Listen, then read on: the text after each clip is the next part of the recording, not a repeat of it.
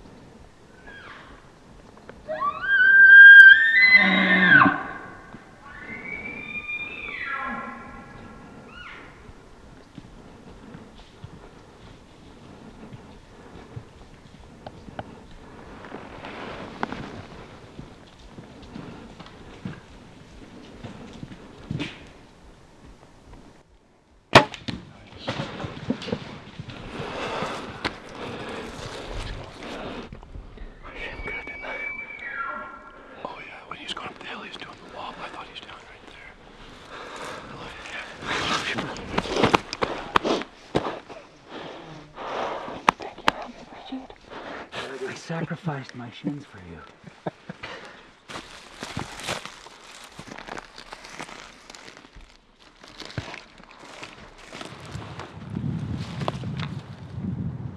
Oh my gosh. Yeah.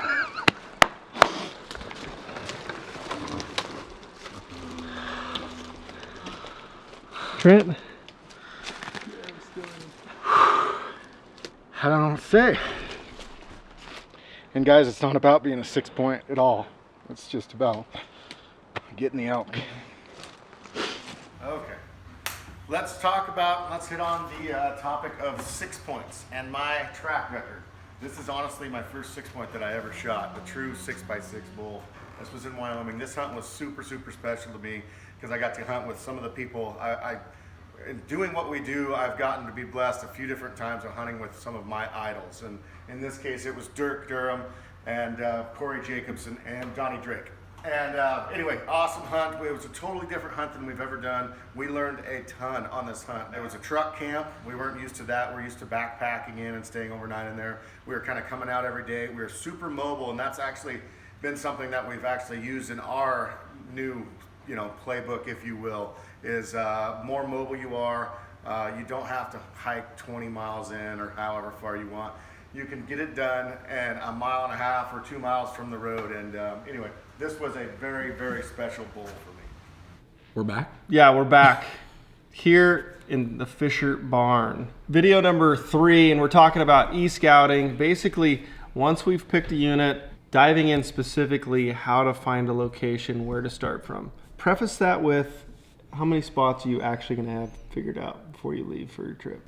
Probably 10. Yeah. Figured out? Eight spots. Yeah. How many letters is that? I don't know.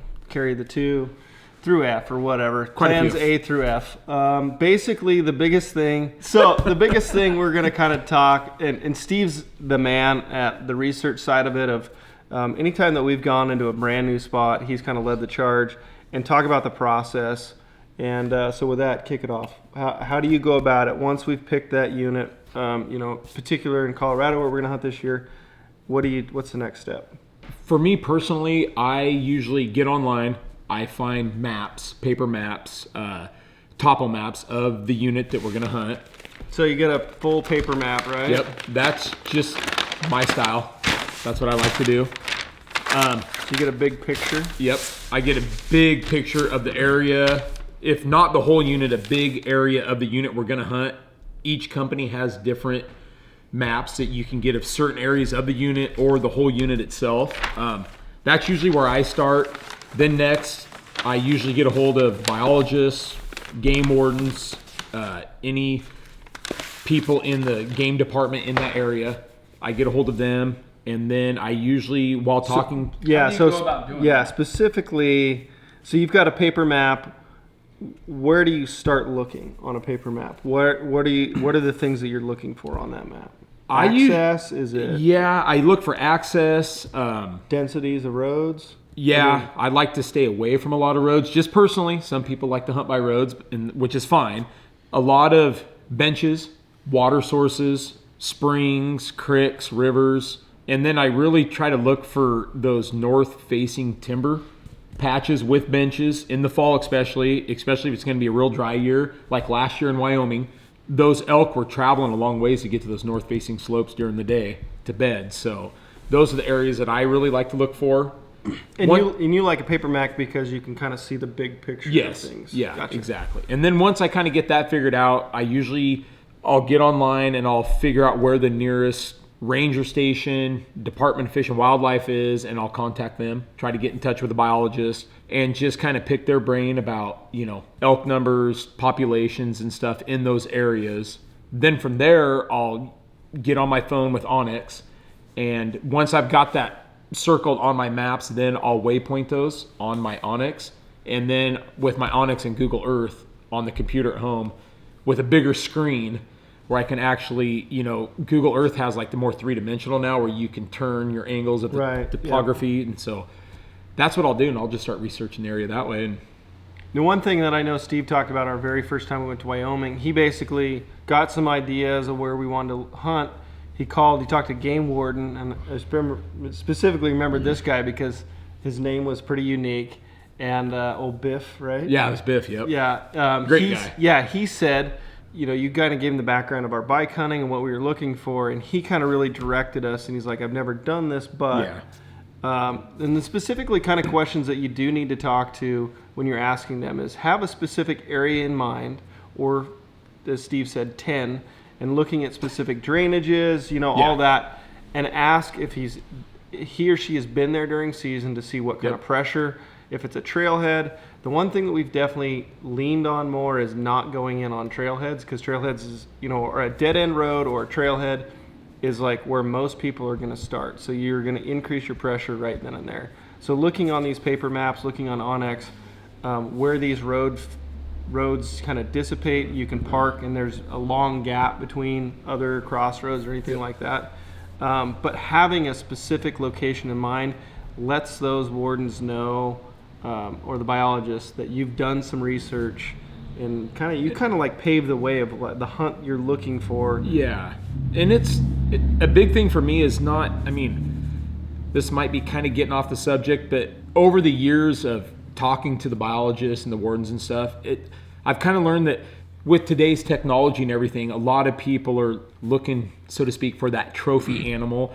I would kind of veer away from pushing that perspective of your hunt and just wanting to talk to them about opportunity in the amount of animals in the area, not so much just trophy potential. Another big thing is letting them know the type of hunter you are, what your physical limits are, whether you can go 5, 6, 7 miles into the backcountry or not. That will really help them determine what is a good area for you to start out in, for sure.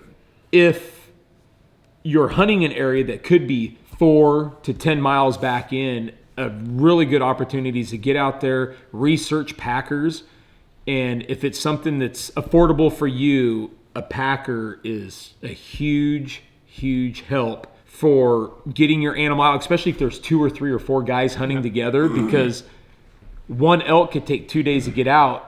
If you have a packer, it can be out within 24 hours. So that will allow you more days to hunt. You're such a limited window there. Yeah.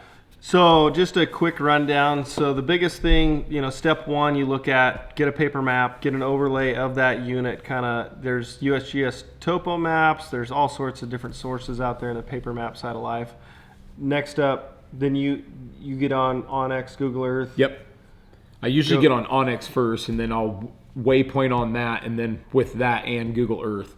Overlay the 3D. Yep. So specifically, and we'll give you a quick rundown here in the next step on what we look for on onX and the terrain. Vegetation is a big thing, side of life, water. Elk are simple, right? It's food, water, shelter. Those 3 things. And then the outside effects, that's going to be people and pressure, and that's going to dictate the changes that you make throughout that hunt. We just want to thank you guys for watching this series. It's been incredibly fun to kind of put together and piece this together, how the approach that we've done and the mistakes we've made. During the July 4th promotion through the 15th, we're doing Land of the Freebies. You spend $59 on the website, you get a free hat, 2 free koozies, a decal, and an autographed little card. So Perfect. that's our way of giving back to you guys. We just greatly appreciate your support, and without that, your viewership and that support, we could not do this. Yeah, and hit the subscribe button, guys. There's only like 50% of you guys that have not done that. So it's free, it costs you nothing. It's just basically saying, hey, I like your content. All right, so I'm here to talk in the second half of this. Steve kind of outlined his process on, you know, once he finds an area, paper map, goes all the way through, and kind of I'm going to dive in a little bit deeper on onX and what we do for e-scouting. It's one that honestly on the computer, you can nail down a lot of areas really quickly and how the terrain looks and what you think you can encounter pressure-wise. We've kind of talked about this, but real briefly before I dive in on this particular segment, avoiding trailheads, avoiding lakes. You'll get a lot of people, especially in like Colorado, that are just out for a hike, which isn't necessarily a bad thing. It's just the overall pressure there at those points. You're going to get a lot more people there, traffic. It's going to push the elk a little bit further away. And also, like, if you're looking for a roadless area, look for the hard to access spots. So we kind of broke down to a unit like 35. This is not where we're hunting. This is not where I'm telling you to go hunt. Literally a unit we picked out. We're going to dive further in on this, and hopefully this is not by any intentions to blow someone's spot up, but this is never step foot. Jumping in on onX here. So I've got it marked down with public area. As you can see, there's actually two wilderness study areas. A lot of people are going to dive right to those, like, oh, wilderness, and that's where we're going to hunt elk. I'm going to look at the big picture of things, kind of get the breakdown. There's some ranches in here. Looking at the north half of the unit, there's some more ranches, and then I start looking at that, and there's actually some really, really good looking stuff with some basins and drainages in here. It's not giant country, so most likely this, if you were going to hunt this unit, I would day hunt this. I wouldn't necessarily backpack hunt this. If you start looking at some of these areas, it's got cattle, lowland stuff. I start looking at those fringe type areas, and I'm going to dive in here a little bit further. I'm going to change my map layers. And let's see, Colorado. I'm going to change the layer settings on this. No, keep that there. Government lands. Layer settings off. How do we?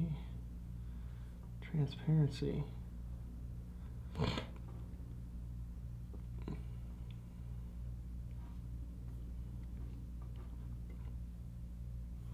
going to shut this off just so we can kind of get a further look in here.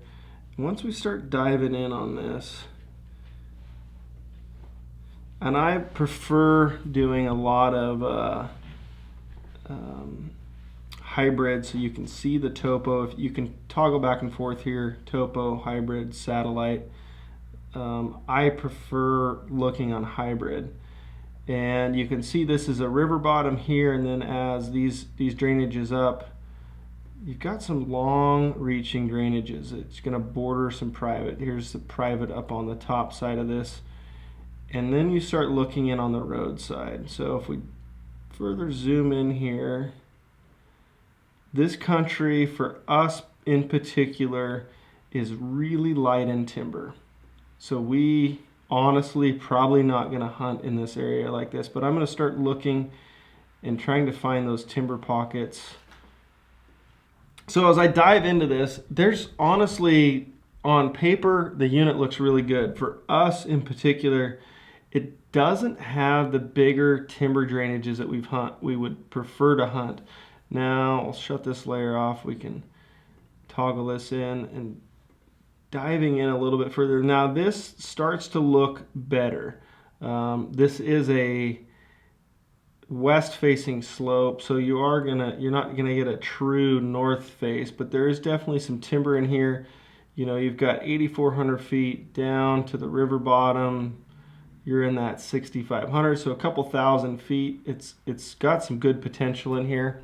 The biggest thing to look for is access and how people would come into this country. There's a good road system on the top, so a lot of people most likely are going to hunt this from the top down. So the further you get on that bottom end, you know, and hunting some of this fringe stuff is going to be where a guy is going to want to kind of concentrate. If we zoom out, look a little bit further in this unit, I in particular start seeing less road density over here.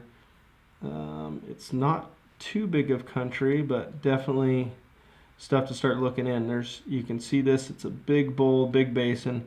There is a 2-track in here from off the top. And then you got to get into this broken mesa country.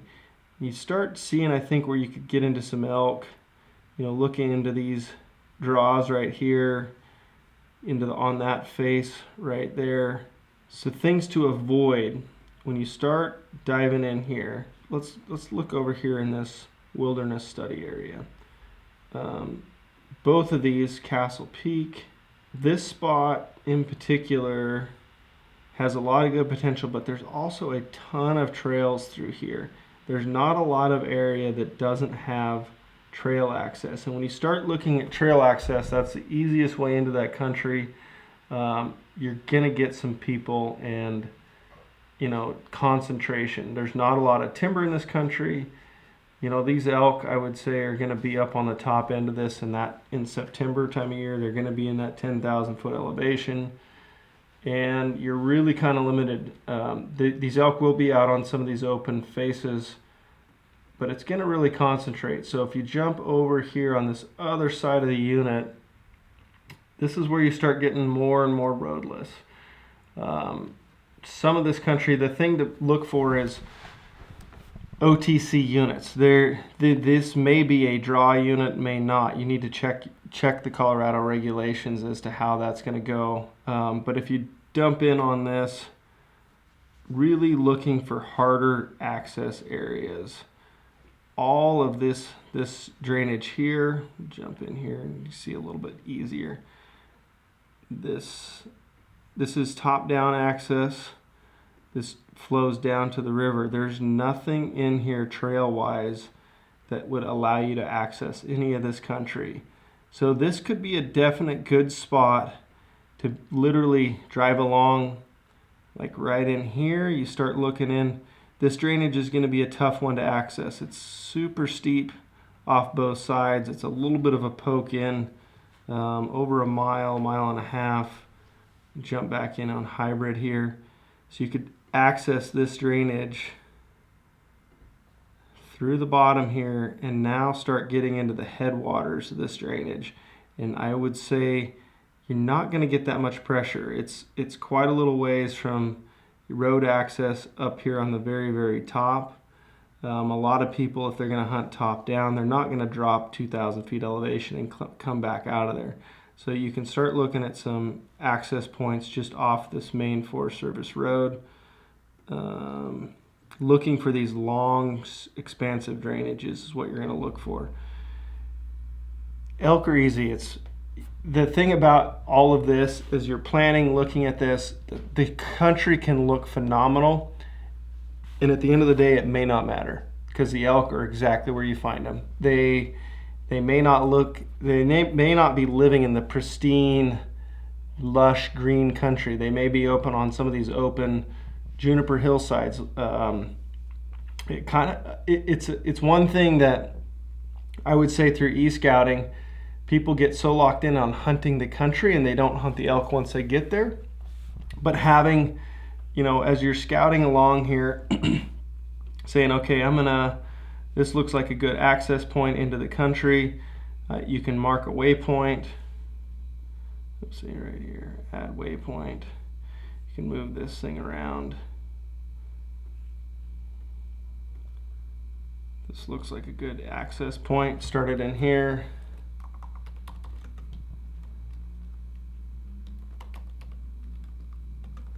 Posey Creek. Mark that as an access, and I'm going to put these as blue as we start in here. So just start going through this and start marking these down, and then This is where doing this homework ahead of time and jumping in and talking to the local warden, biologist, and start asking, okay, hey, on this Alamo Creek, let's jump back in here on the map layers, turn on the government lands. This looks really good. Again, trying to figure out road access where you can or can't come in.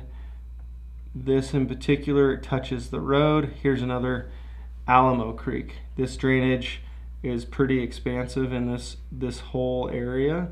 There's a neighboring drainage over here, but coming in off this Alamo Creek, we would add another access, add waypoint, bring it in over here, type in access, Alamo Creek, access, blue. So these blues are all possibilities. So when you're talking to that local, any kind of local information that you can get, you have these marked down, you have the knowledge, you talk, hey, I was looking on coming in off of this road, going up Alamo Creek.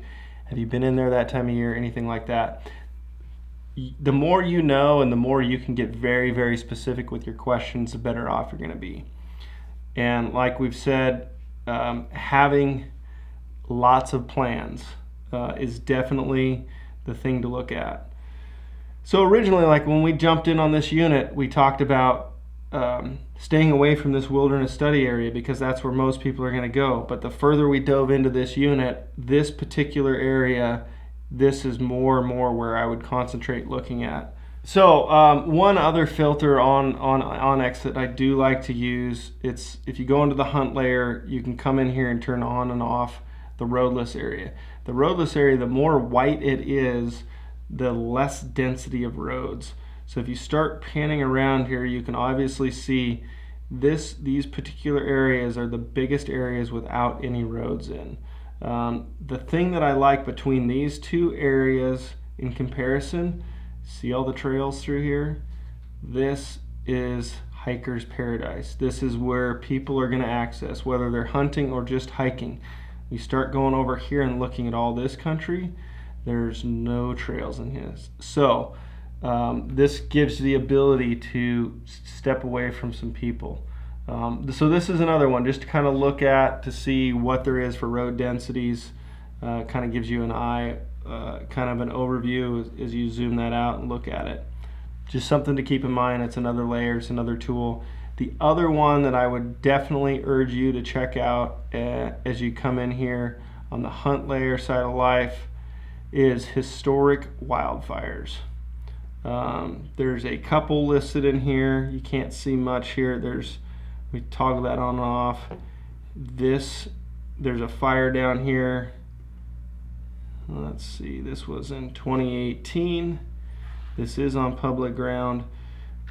This is where things can get very interesting. In the last couple of years, we have looked at hunting around fires and kind of got a little bit better understanding on it. What I would look for is these kind of areas. So as a fire, obviously the fire lines are never break like so definite like this. On all these edges, you're going to have green timber, you're going to have burnt timber, all of that. Looking for these pockets that have burns on both sides, possible good terrain. This in particular, if you start looking in here on the satellite side of life, we'll shut off. This one in particular doesn't do the greatest job because we are out in the sagebrush, but looking at this layer, this is what you're going to want to look for, is hunting those edges of burns. It's another thing. And historically, 2018, elk will be in there in 2019, within a year. There's no doubt there's a lot of a fresh green up. So it's another layer, another tool to check out. Highly encourage you to kind of go explore.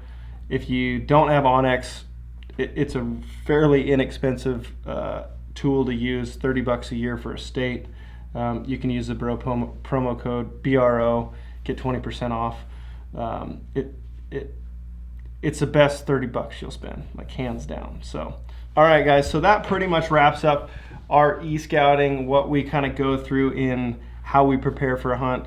Hopefully you guys learned a little bit there. The biggest thing is to have multiple plans, get a paper map, get a broad spectrum of the area you're going to look, jump in here, get the lay of the land, kind of understand how things are going, how the drainages work, how the mountain is, make some phone calls to the local biologist, have some information in your back pocket of areas you want to check out, ask very specific detailed questions.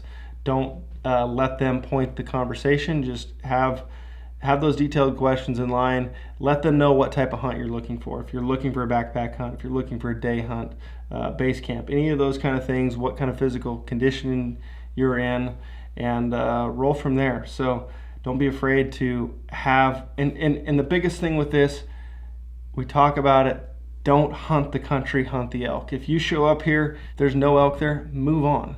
Like, don't get so married to, I want to hunt this country or hunt this drainage.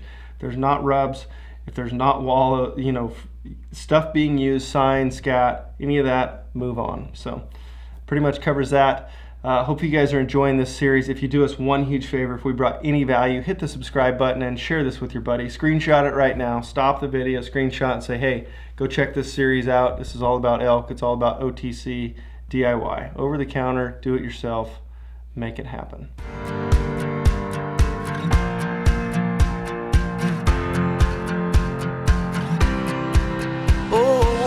All of these thresholds can grow me down. Push through the crossroads and I hit the ground. Yeah.